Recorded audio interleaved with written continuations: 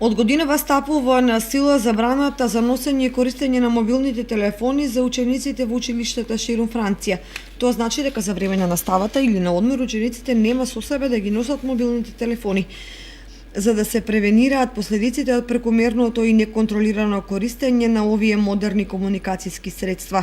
Проектот предвидува децата да може да ги носат мобилните на училиште, но штом ќе стигнат во него нема да смеат да ги користат додека се таму, било да се на настава или пак на пауза меѓу часовите.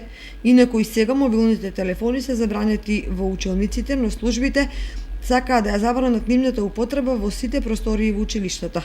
Забраната во најава отвори прашање околу тоа како ќе биде спроведена мерката во пракса, каде ќе се чуваат телефоните, како професорите ќе проверуваат дали учениците ги почитуваат правилата и слично.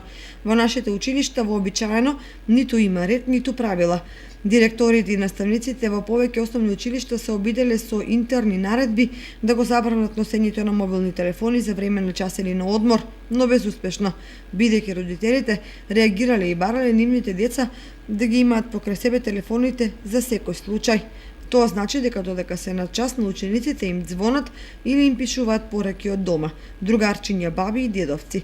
При тоа никој не се прашува колку сето тоа ги деконцентрира учениците и го намалува нивниот интерес за учење и совладување на материјата.